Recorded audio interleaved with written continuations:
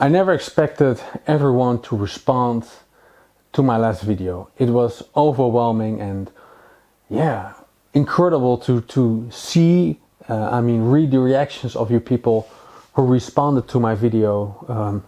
Mostly positive and some negative, but that's fine. It really, did something to a lot of people. And I wasn't expecting that. So, I cannot take the glory for it since I'm God's personal possession. I'm His. So all glory, it's all for the glory of God, I would say. So in the last video I shared with you what I received throughout the years, beginning from 2019 and on 2022. And also I want to share something else with you regarding the third temple. So first I would like to dig into Psalm 93 that I received from God and try to explore what He's trying to communicate, because this is very interesting, I would say, because when I started looking into it the first time I was like, this has something to do with the coming judgment and the rapture that has to happen before that. And after that I want to share a dream with you about the third temple that I've had in 2023, and I will share that with you basically. And at last I will share with you a very interesting thing that is going to happen. If the rapture is indeed going to happen on the 23rd or the 24th of September, then our world leaders got us covered. They have a multilateral treaty event 2025 where they talk about towards a world peace, dignity and prosperity for all.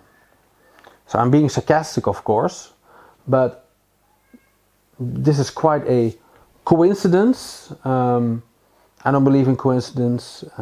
God leads everything through His Holy Spirit, and He puts His ideas into people's mind, whether they believe or not, actually. So let's dive into this. I want you to pause the video and read Psalm 93, and then you can come back to the video again.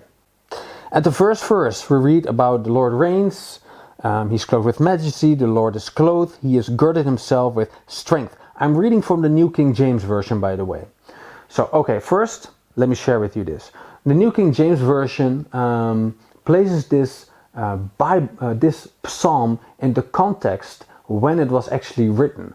So, during that time, a pagan god that was being worshipped was called Baal. If I pronounce it correctly, I'm actually saying it in Dutch, which is my native language, Baal.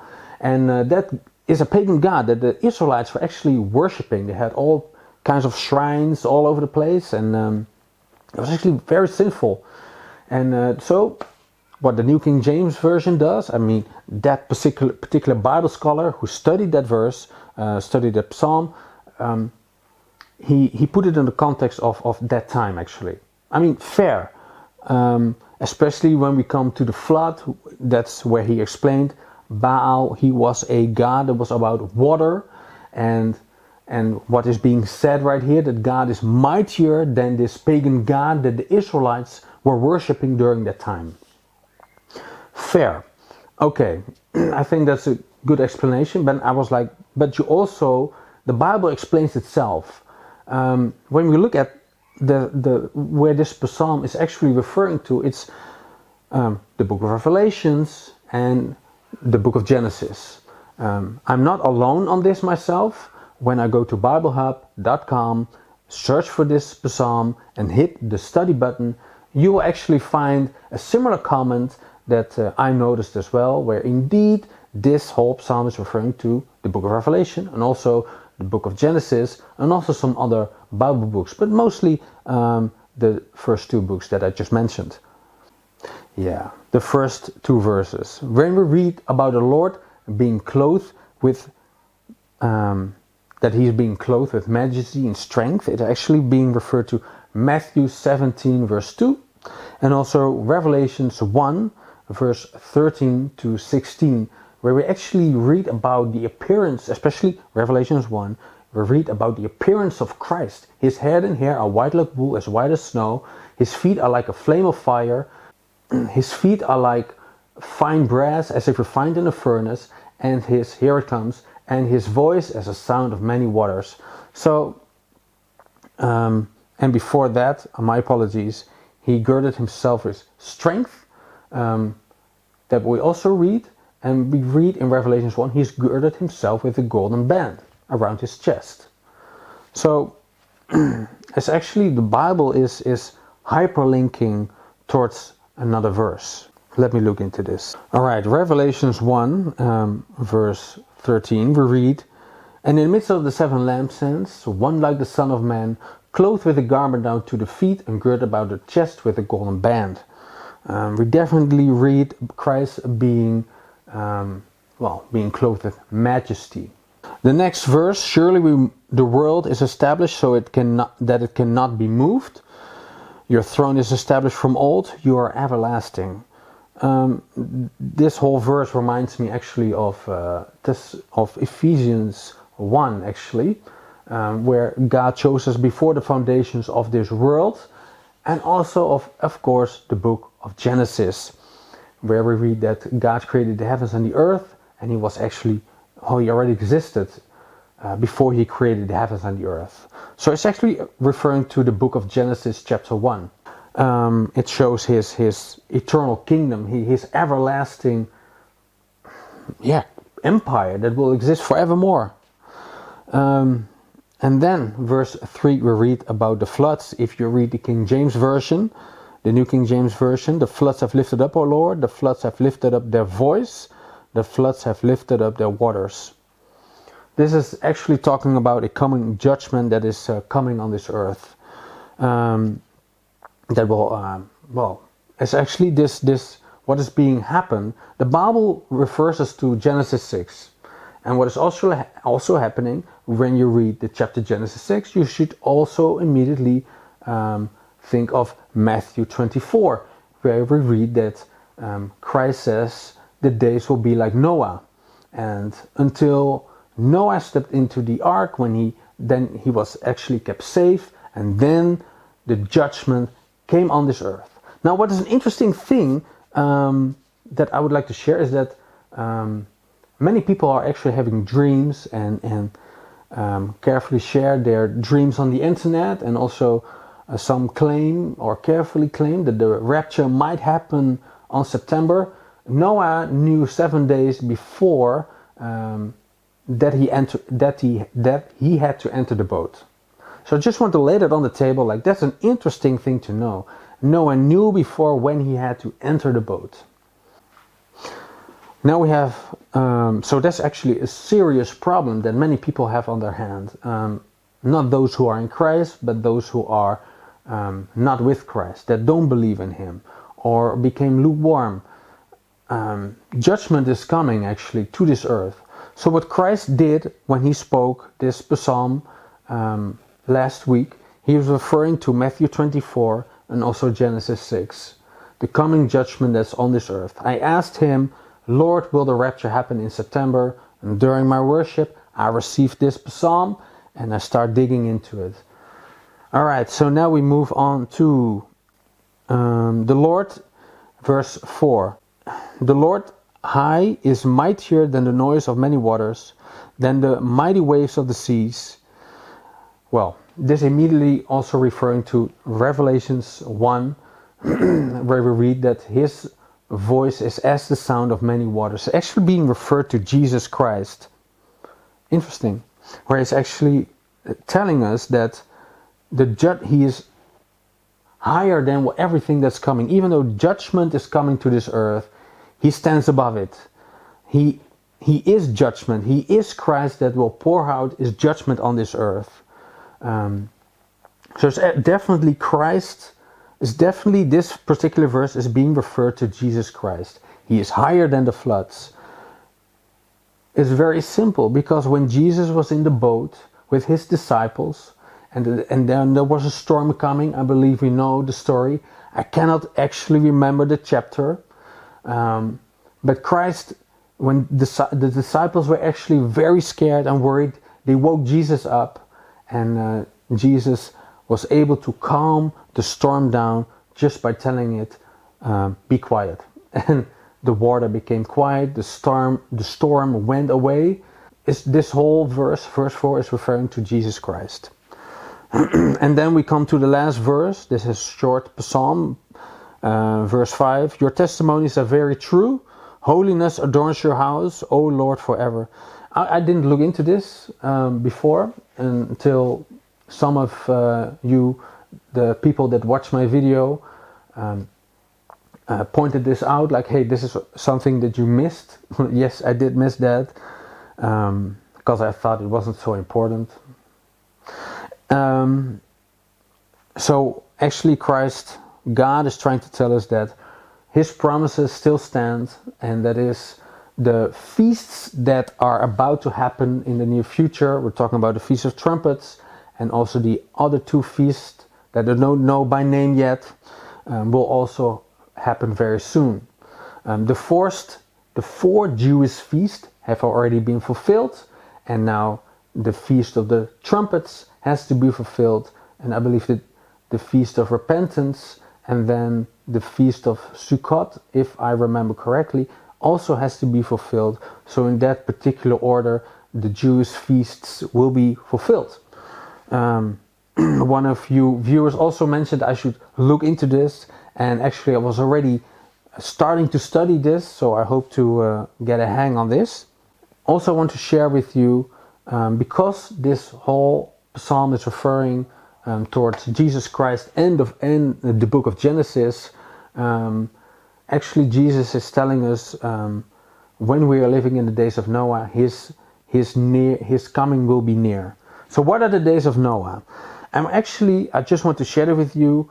I have been invited to travel to Ghana and preach, actually, to do some ministry. This will be my first time in my life then.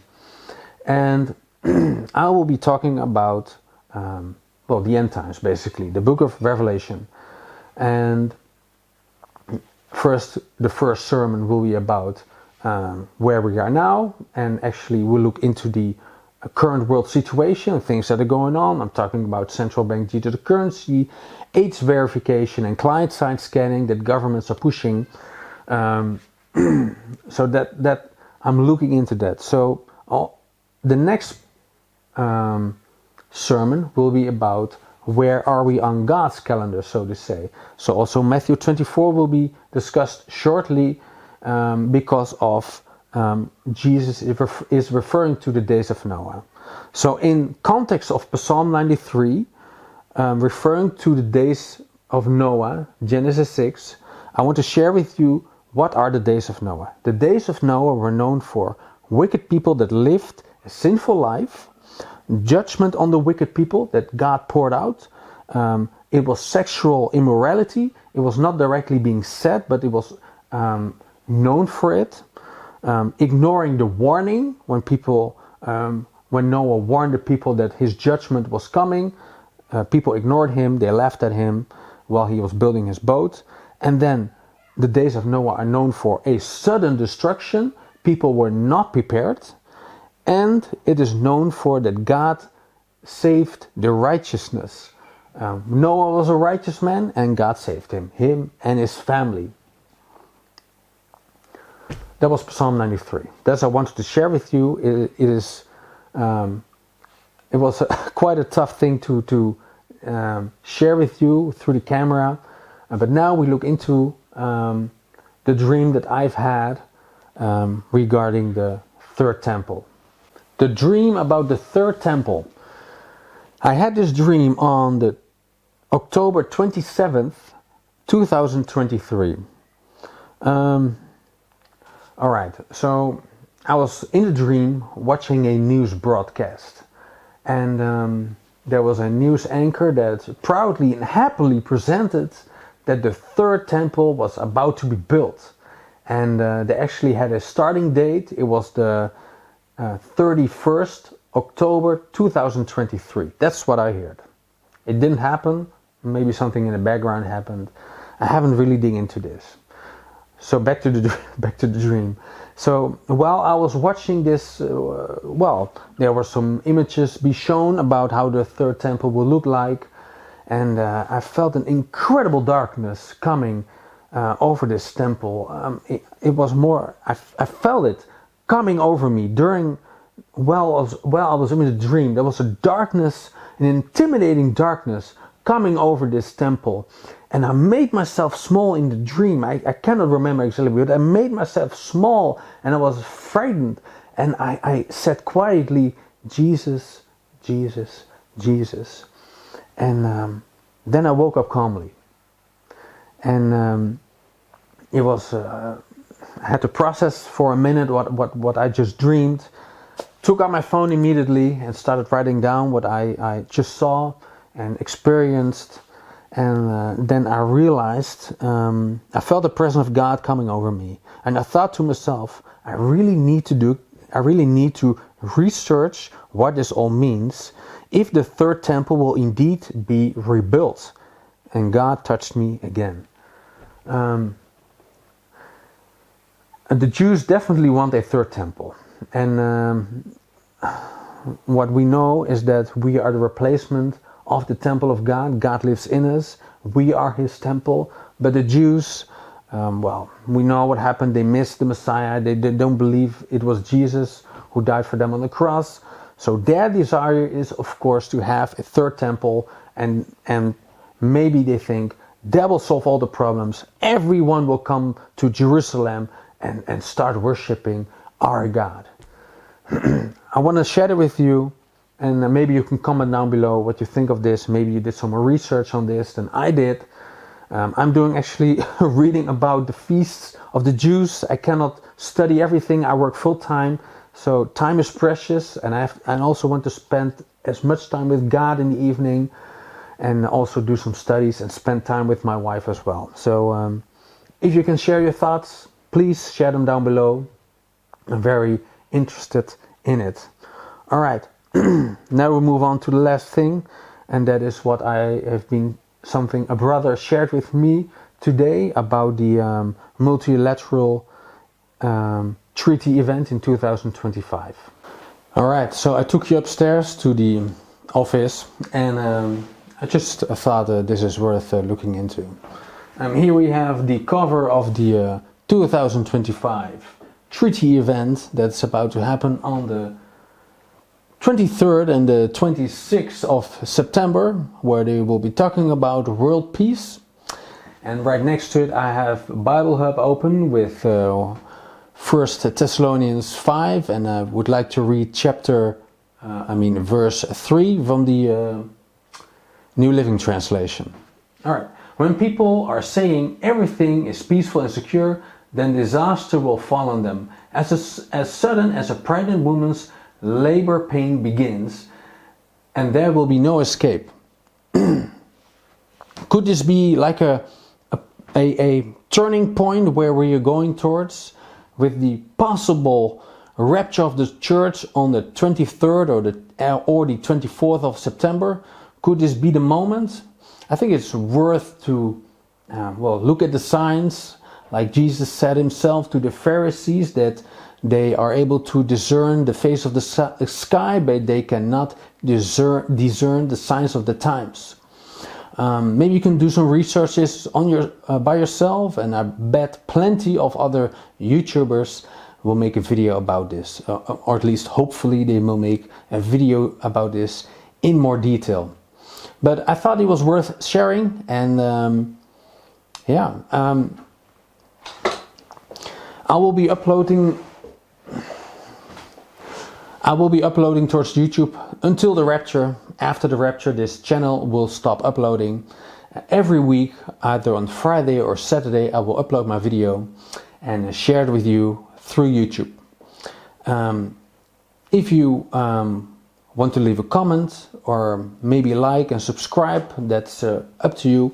I would be very thankful if you could do that. Then and maybe share this video with other people as well. And together we are the watchmen on the wall, and we tell people about Jesus, that He's coming soon. And don't forget to tell them that He loves them. And on top of that, tell them that you would like to see your friends or colleagues in heaven as well. That always touches the hearts of people, whether they believe when they don't believe, and when you tell them something like, I would like to see you in heaven, this really comes into their heart. All right, God bless you, and see you in the next video next week.